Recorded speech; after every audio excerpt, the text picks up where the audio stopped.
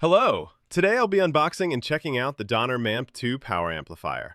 You'll be surprised by how many features you can get without breaking the bank.